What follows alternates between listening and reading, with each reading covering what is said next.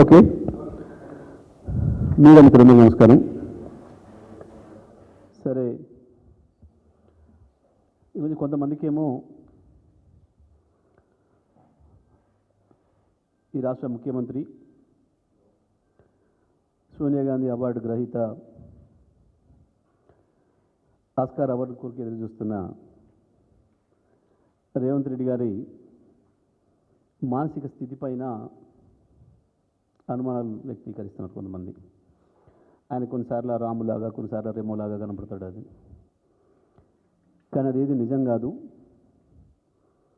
వాస్తవానికి అర్హుడే ఆస్కార్ అవార్డుకి, అందులో సందేహం ఏం లేదు. ఎందుకంటే రాజకీయాలలో చాలామందిని నటులను చూసినాం, పాపం ముందు నటులై తర్వాత రాజకీయాల్లోకి వచ్చిన వాళ్ళని చూసినాం, లేదా రాజకీయాలకు వచ్చి నటించే వాళ్ళని చూసినాం, సినిమాలలో కావచ్చు, ఇతర దాంట్లో. కానీ రాజకీయాలలో కూడా నటించడంలో, డైలాగులు వేయడంలో రావు గోపాలరావు గారు, కోట శ్రీనివాసరావు గారు, లేదా ఇంకా అంత మించిన ఎవరు కూడా ఇట్లాగా నటించలేరు, ఇట్లాగా కన్నీళ్ళు గార్చలేరు, ఇట్లాగా అబద్ధాలు ఆడలేరు, మోసం చేయలేరు. రేవంత్ రెడ్డి తన వికృత స్వరూపాన్ని బయట పెట్టుకుంటున్నాడు అప్పుడప్పుడు. మీరు గమనిస్తే నిన్న జైపాల్ రెడ్డి గారి అవార్డు ఇచ్చే సందర్భంలో మాట్లాడిన రేవంత్ రెడ్డిని, మొన్న కొల్లాపూర్ పోయి మాట్లాడిన రేవంత్ రెడ్డిని, ఇద్దరిని ఒకే చోట పెట్టి చూపించండి మీడియా మిత్రులు ఎవరైనా, ఏం కనపడుతుందో మీకు.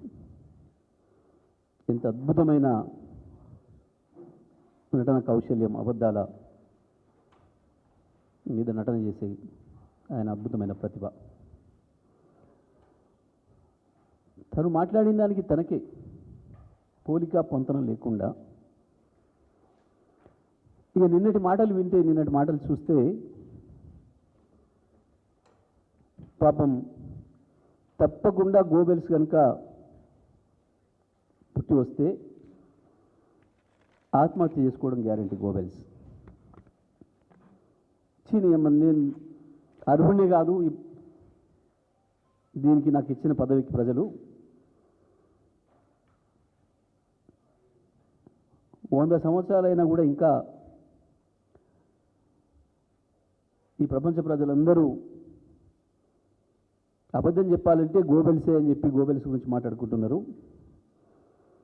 ఇక ఈ ప్రపంచం ఇప్పటి నుంచి రేవంత్ రెడ్డి అని తీసుకోవచ్చు, గోబెల్స్ పేరు తీసేసి ఆ ప్లేస్లో రేవంత్ రెడ్డిని పెట్టుకోవచ్చు.